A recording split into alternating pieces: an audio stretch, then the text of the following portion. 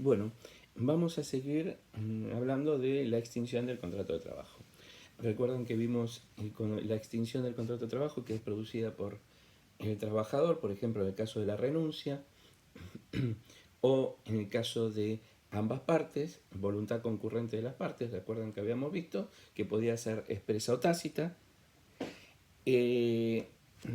También vimos en función del empleador que despide o puede despedir al trabajador invocando una causal o sin esa causal, es decir, sin invocación de causa. Y también el trabajador fundada en una causal imputable al empleador, ¿sí? Que es cuando se produce el despido indirecto por algún incumplimiento o una injuria producida por el empleador. Ahora, vamos a ver que hay otras circunstancias o situaciones que también llevan aparejada la extinción del contrato de trabajo. Una de ellas es las cuestiones económicas, de falta de trabajo o fuerza mayor. Esto lo vimos cuando hablamos de suspensiones. La mecánica es exactamente la misma, es decir, cuando hablamos de falta de trabajo, hablamos que el trabajo puede realizarse, pero que es excesivamente oneroso por situaciones económicas que se viven en las empresas. Y entonces, en lugar de suspender, porque el empleador ya considera que la suspensión no es la solución. Recuerden que habíamos hablado que la diferencia entre suspensión y el despido está dada en si con la suspensión puede superar la situación económica que está atravesando o no. Si no lo puede hacer, entonces la única alternativa que le va a quedar es despedir en función de esa situación económica. Entonces, la falta de trabajo o la fuerza mayor cuando se hace imposible el desenvolvimiento de esa actividad, sea porque se prohíbe ya la actividad que se está desarrollando, que hay un incendio, y se produjo el establecimiento en el cual se está desarrollando la actividad no existe más. Por lo tanto, ahí habría una cuestión de fuerza mayor. Entonces, al existir una fuerza mayor o una falta de trabajo, y ante la imposibilidad de que el plazo de suspensión pueda solucionar, ¿no? Durante ese plazo de suspensión pudiera solucionar esos problemas económicos, entonces el empleador despide al o los trabajadores fundado en estas situaciones de causas económicas. El procedimiento también es el mismo, recuerden cuando habíamos hablado de procedimiento preventivo de crisis, que el empleador antes de proceder a suspensiones o despidos debe realizar una presentación ante el Ministerio de Trabajo en el cual va a comunicar, en este caso, el despido. En el caso del despido, entonces los trabajadores o la asociación sindical que reúne a esos y representa a estos trabajadores, habrá una audiencia con el empleador para ver si se llega a un acuerdo y evitar que haya trabajadores que pierdan su fuente de trabajo, ¿no es cierto? Entonces, entre esas circunstancias se va a producir este procedimiento preventivo de crisis, que sería una suerte de procedimiento administrativo, y si no se logra llegar a un acuerdo entre las partes, obviamente no tendrá otra alternativa el empleador, ya que realizar los despidos. La mecánica es la misma, debe empezar por el personal menos antiguo, con menos carga de familia, etc. Ahora, la indemnización que le va a corresponder en el caso de despido por cuestiones económicas, falta de trabajo, fuerza mayor, es la mitad de la común. En la jerga de derecho laboral dice indemnización reducida, ¿sí?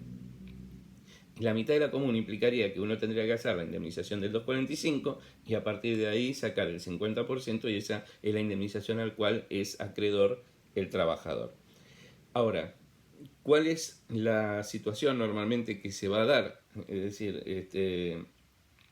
probablemente el trabajador no acepte el hecho de que haya una falta de trabajo, cuestión económica, o que, porque recuerden, que lo mismo que en la suspensión, esta causa económica que invoca el empleador no le debe ser imputable a él, es decir, no tuvo que haber hecho él situaciones, o no tuvo que haber creado situaciones que pueden llevar o que podrían haber llevado a originar esa falta de trabajo o fuerza mayor, ¿sí? O existiendo, debió haber realizado todas las tareas a su cargo para poder solventar esa situación económica, ¿sí? Todo esto es es a cargo del empleador. ¿Qué significa a cargo del empleador? Es el empleador el que debe acreditar estas situaciones, que no le es imputable y que hizo todo lo posible para superar esta situación económica.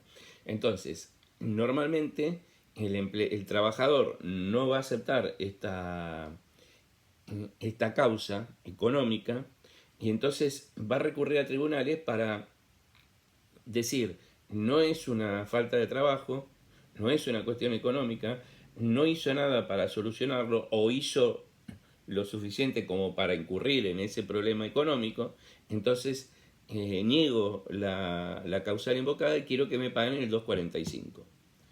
El 245 es el total, ¿no es cierto? El empleador va a decir todo lo contrario cuando usted te demanda y el juez decidirá si hubo o no y si le es imputable o no y si hizo todo lo suficientemente posible como para un buen hombre de negocio para haber superado esta situación económica.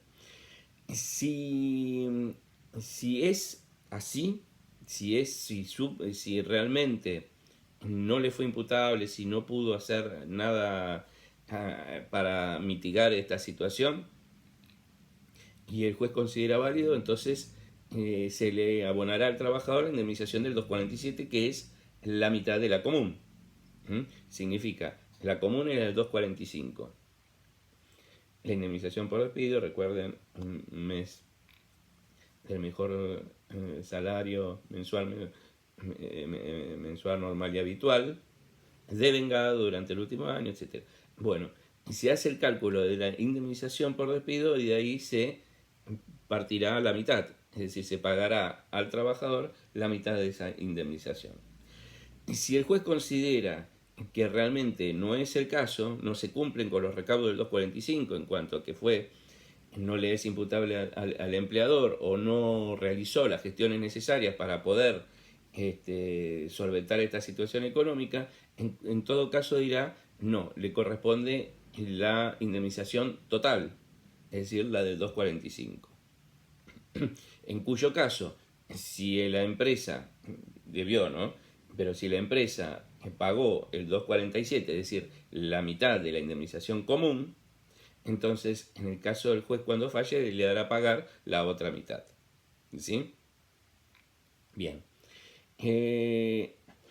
Otra causal que da lugar a extinción del contrato de trabajo es el fallecimiento del trabajador. Es decir, el trabajador fallece y ahí se extingue directamente el contrato de trabajo. Entonces,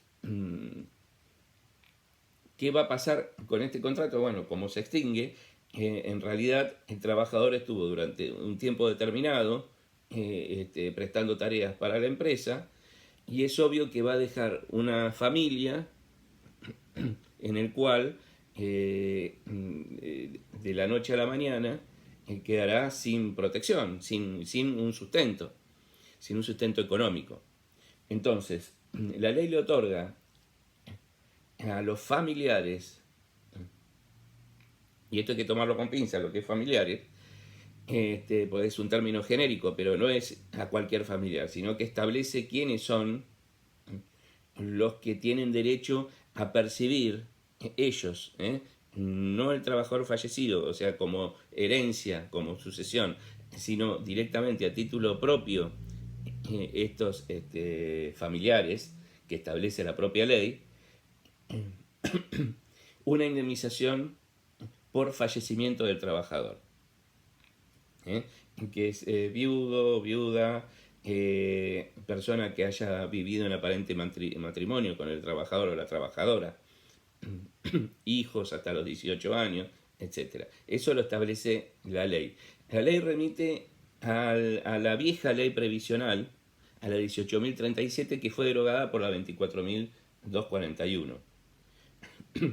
Y la derogación por parte de la 24.241, esta hace un recorte de esos llamados familiares o a cargo que tenía el trabajador fallecido.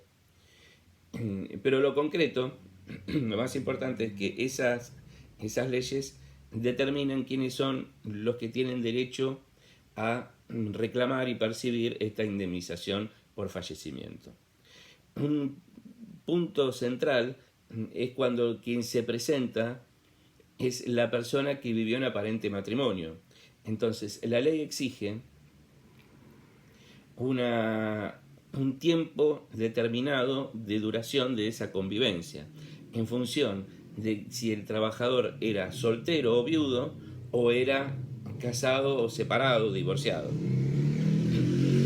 Si el trabajador era soltero o era viudo, entonces con 2 años de convivencia da derecho a la persona a percibir esta indemnización por despido.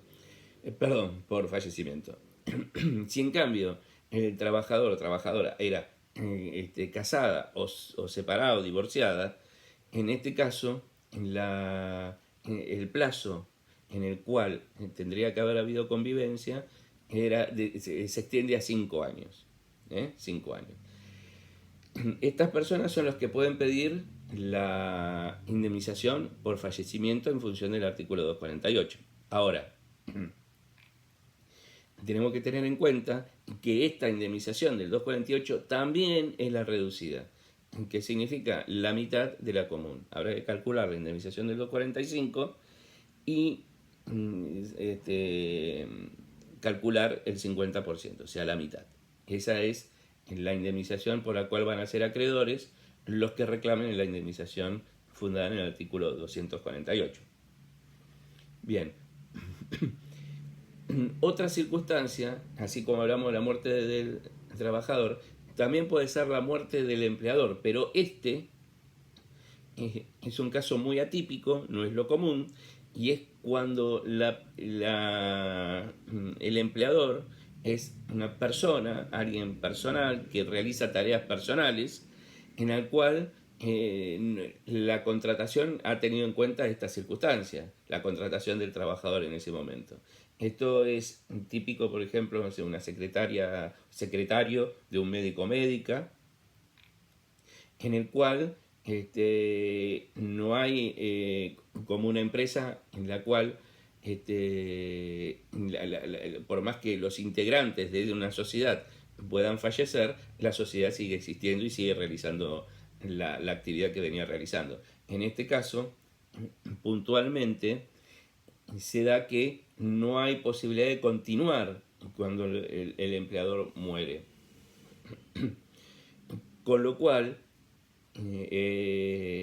también el trabajador tendrá el derecho a percibir una indemnización equivalente al 247, es decir, la mitad de la común. Igual esto, les digo, no es muy común. En general no es lo más lo más frecuente, pero está contemplado en la ley de contrato de trabajo.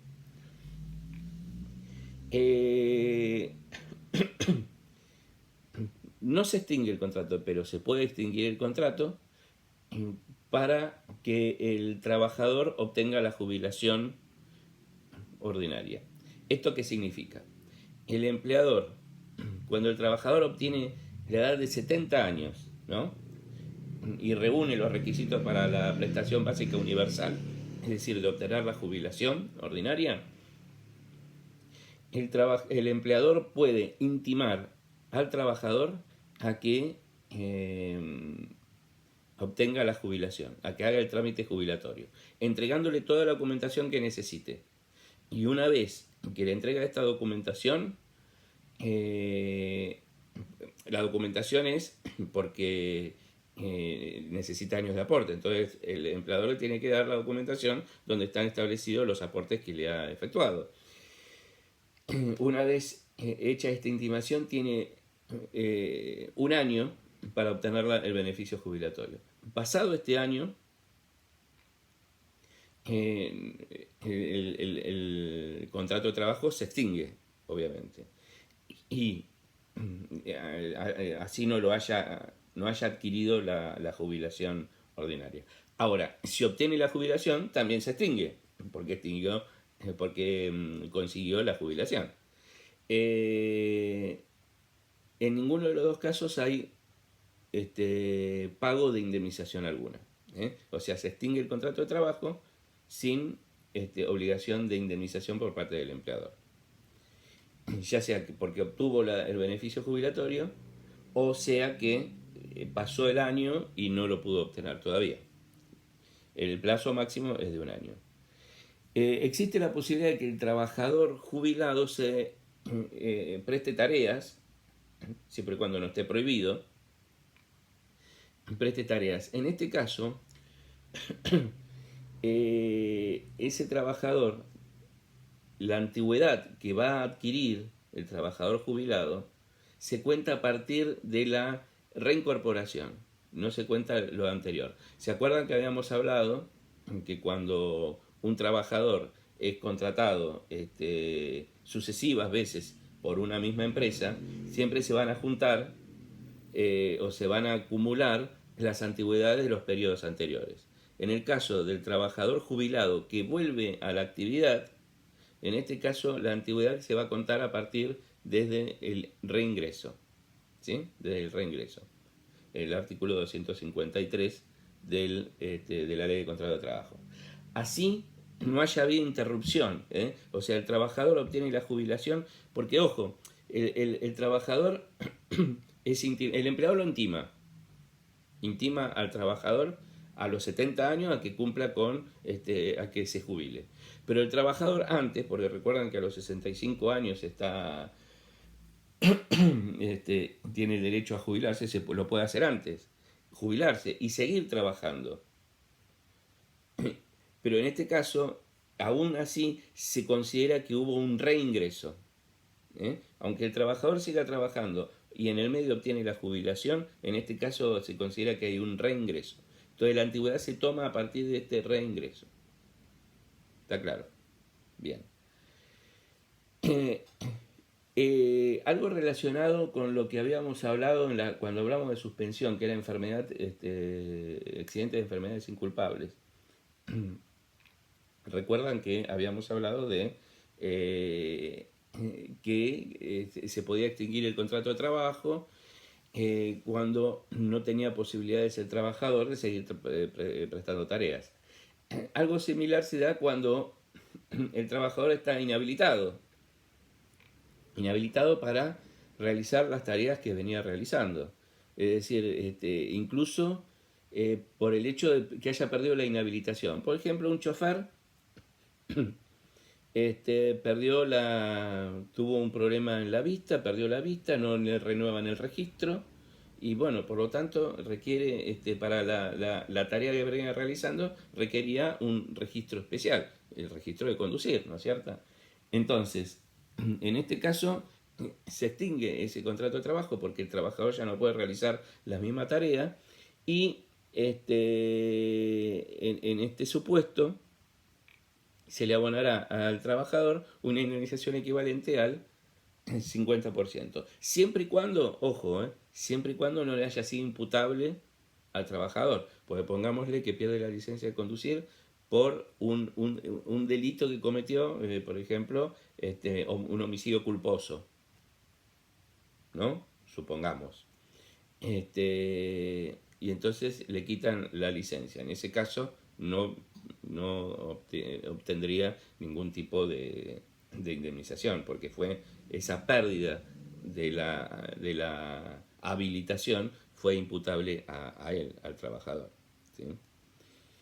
Bien, hasta acá los modos o los distintos modos de extinción del contrato de trabajo. Y vamos a ver qué pasa con las multas referidas a a ciertas situaciones en cuanto a la registración de la relación laboral. Puede darse o se ha dado, por eso se regulan. Recuerden siempre que cuando hay una regulación de una norma es porque se regulan situaciones de hecho. Y estas situaciones de hecho son las que ya estaban, las que existen. Es decir, el legislador no es que inventa situaciones que pueden darse, no, sino hay situaciones que se dan y en función de eso hay que solucionarlas y para ello hay que regularlas. Para ellos son las normas, entre ellas las leyes, ¿no? Leyes del trabajo. Entonces, las situaciones de hecho que se daban era que había trabajadores en negro. ¿Qué significaba en negro? Que no estaban registrados. ¿Y cuándo es que están registrados? Bueno, lo dice el artículo 18 de la ley, el artículo 7 y 18 de la ley 24.013.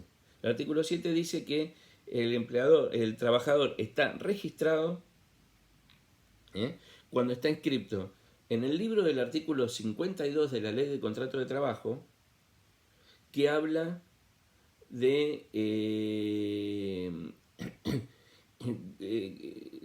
digamos, enumera serie de requisitos que debe tener de los trabajadores. Es decir, el empleador, aunque tenga un solo empleado en relación de dependencia, tiene que llevar este libro, que tiene la formalidad de los libros contables.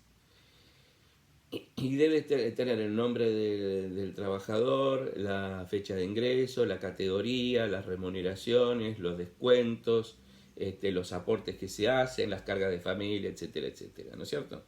Bien, entonces, en ese libro y en el Sistema Único de Registración Laboral que depende del Ministerio de Trabajo. Entonces, ese trabajador inscripto en estos registros está correctamente registrado, con lo que decimos vulgarmente en blanco, ¿no? En eso está en blanco. Entonces, ¿pero qué pasaba? Había trabajadores que no estaban registrados. Había trabajadores que no estaban registrados, había trabajadores que no estaban registrados con la antigüedad real, había trabajadores que no estaban registrados con la remuneración real. Entonces, la ley 24.013 intentó un poco regular esta situación y solucionar esta situación de trabajadores en negro o no registrados, ¿no es cierto?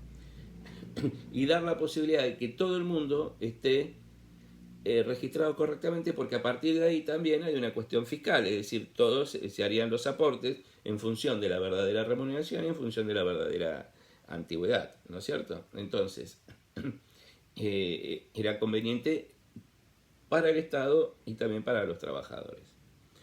Es una lucha, es una lucha cruenta porque seguimos, pese a tener casi 30 años, seguimos luchando con el trabajo en negro. Bueno, ¿y qué estableció esta ley 24.013? Bueno, la posibilidad de que el trabajador obtuviera indemnizaciones, vamos a ver en qué términos, cuando no estuviera realmente o correctamente registrado, ya sea en su totalidad o parcialmente registrado, sea en su fecha de ingreso o en la remuneración, ¿no? Bien, ahora, y dio la posibilidad de que los empleadores voluntariamente en ese momento, estoy hablando del año 91, diera voluntariamente registrara a los trabajadores. Entonces, registrara correctamente. Con lo cual, si lo registraban y blanqueaban esa registración, tenían un trabajador o varios trabajadores con distinta fecha, con una fecha de ingreso distinta, a la real o remuneraciones distintas, lo blanqueaban, decían, bueno, en realidad la fecha de ingreso es esta y la remuneración es esta, listo. No había ningún tipo de consecuencias para ese empleador. Pero estableció un sistema por el cual involucra al trabajador a que diga, bueno, este empleador no me está registrando de la forma correcta. Es él el que tiene que manifestarlo, es el trabajador el que lo tiene que decir. ¿Y a quién lo tiene que decir? Y lo tiene que decir al empleador. Entonces, si hay un trabajador que no está registrado o está incorrectamente registrado, debe intimar al empleador a que lo registre correctamente. Pero tiene que cumplir ciertos requisitos. Tiene que cumplir ciertos requisitos. Primero, por el decreto reglamentario 2725 del 91, la relación laboral tiene que estar vigente. Vigente. ¿Esto qué significa? Que si el empleador despidió al trabajador y el trabajador niega la causal que se le invoque todo y ahí intima ahí ya la intimación es extemporánea, no es válida, tiene que hacerse antes. Por eso, recuerda cuando hablamos de el despido indirecto, dijimos que, por ejemplo, hay que constituir en mora al empleador, no abona las remuneraciones o no da trabajo, no da ocupación. Entonces, al constituir en mora, decirle, bueno, intímole para que dentro de 48 horas me dé trabajo, me deje entrar, o diga cómo sigue la relación laboral. Y en ese momento hay que intimar, en todo caso, a que lo blanquee, lo registre correctamente en función de la fecha de ingreso, la remuneración. Vamos a ver en qué términos, ¿no? Bajo apercibimiento de considerarme despedido, ¿no es cierto? Bien, entonces es en ese momento en que el trabajador debe o debería realizar esta intimación. Siempre vigente la relación laboral. Este es uno de los requisitos. El segundo requisito es que una vez que se intima al empleador, no más de 24 horas después tiene que comunicar esa misma intimación a la AFIP. Es decir, debe comunicarle a la AFIP que ha hecho esta intimación, en todos los términos, a su empleador. Y otro requisito también muy importante es que la intimación que realice al empleador debe indicar fehacientemente qué es lo que está mal registrado y qué sería lo que tendría que registrar. Es decir, si está mal registrado la fecha de ingreso, ¿cuál sería la fecha de ingreso? Si está mal registrado la remuneración, ¿cuál sería la correcta remuneración? ¿Sí? Es decir, todo tiene que estar no solamente que no se hizo, sino qué es lo que tuvo que haber hecho. Esa es la clave de todo. Entonces, tiene que hacer la intimación al empleador diciendo que lo registre en la fecha que dice que tiene que ser, o con la remuneración que tiene que ser, o con ambas cosas. Tiene que comunicar a la FIP que hizo esa intimación al empleador. Y a su vez, todas esas estimaciones tienen que ser hechas vigente la relación laboral. ¿De acuerdo? Bien. Una vez que haciendo esto o cumpliendo con estos requisitos, es válida la intimación. ¿Y la intimación a qué va a llevar? Va a llevar a que el trabajador sea acreedor a ciertas indemnizaciones que establece también la ley 24.013, artículos 8 en adelante. ¿Cuáles son las consecuencias? Primero, las intimaciones no tienen que llevar aparejada necesariamente la extinción del contrato de trabajo. Es decir, yo puedo intimar bajo apercibimiento de las multas o indemnizaciones que establece la ley 24.013. No necesariamente tengo que extinguir el vínculo laboral. ¿Cuáles son los supuestos? Los supuestos son que un trabajador que nunca fue registrado, ¿eh? El trabajador nunca fue registrado implica, bueno, empezó a trabajar y nunca lo registraron en el libro, conforme el artículo 7 de la ley 24.013, y nunca registraron, obviamente, que cobraba una remuneración determinada. Entonces, cuando se hace todas estas intimaciones, si obviamente dentro del plazo de 30 días el empleador, porque este es el plazo que tiene, ¿no? El empleador no cumplió, entonces el trabajador va a ser acreedor a una indemnización equivalente a la cuarta parte de todas las remuneraciones devengadas y durante todo el tiempo que estuvo en negro, que fue todo el periodo. Este es el artículo 8. Es decir, en este caso, todo el periodo durante que estuvo trabajando en negro, que fue todo el periodo, va a ser una indemnización que es equivalente a la cuarta parte de las remuneraciones percibidas en todo ese periodo. Ahora, puede suceder que el trabajador esté registrado, pero en una fecha posterior. Por ejemplo, 4 meses más tarde.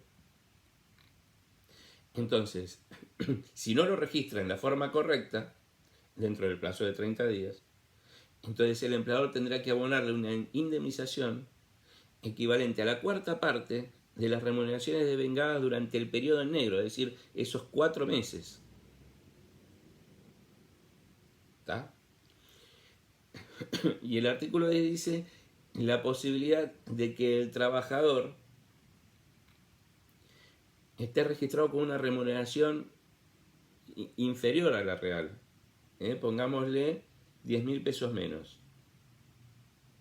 Entonces, el empleador, si no registra correctamente la remuneración, tendrá que abonar al trabajador una indemnización equivalente a la cuarta parte de las remuneraciones durante todo ese tiempo en que fue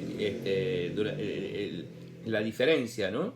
Lo que estaba en negro durante el tiempo en que no lo haya registrado. No haya registrado la real remuneración. ¿Sí?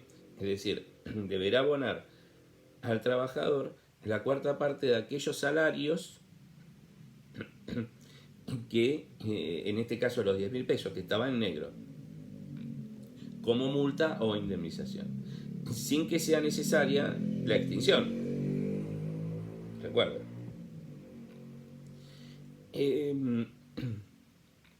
Claro, ¿qué pasa? ¿O por qué se dice vigente la relación laboral y por qué yo les decía que cuando se está extinguiendo el contrato ahí normalmente se hace la intimación esta de la 24.013? Porque a veces los trabajadores tienen miedo que si hacen esta intimación, en cualquier momento, lo despidan o haya una represalia. Bueno, la ley prevé esta posibilidad. Por eso en el artículo 15 dice que cumplido todos estos requisitos,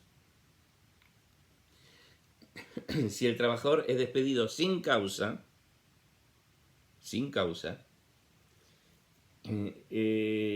entonces durante los 2 años posteriores a la intimación, entonces el trabajador será acreedor a una indemnización del doble de lo que le tendrían que haber pagado, es decir, el doble de indemnización, doble de todos los rubros indemnizatorios. ¿Sí?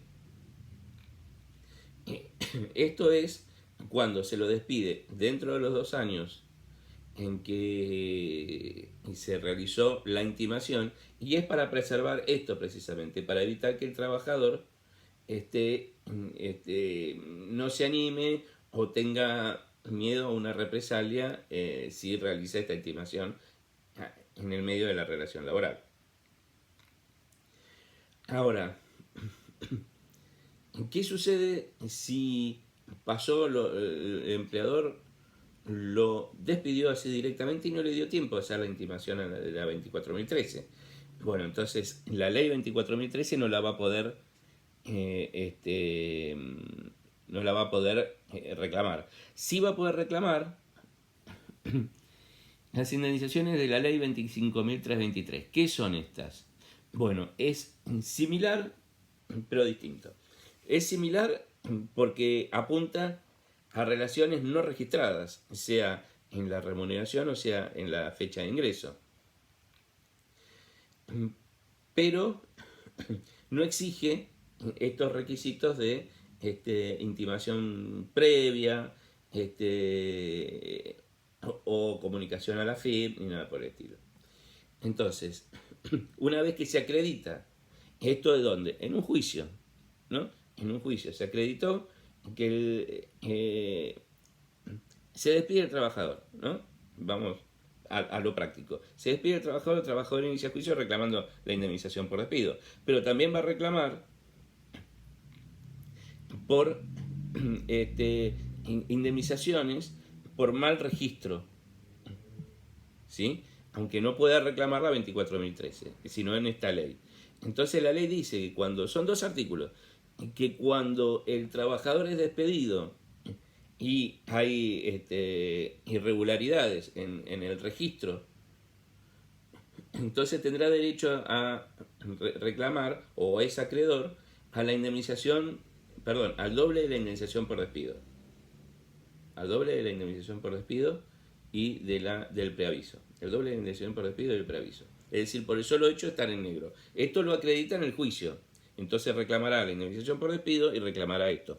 No es compatible con la 24.013, es decir, se pide una o la otra. En este caso, si no hizo las intimaciones necesarias, no cumplió con los requisitos de la 24.013, entonces lo único que le quedará es la 25.323.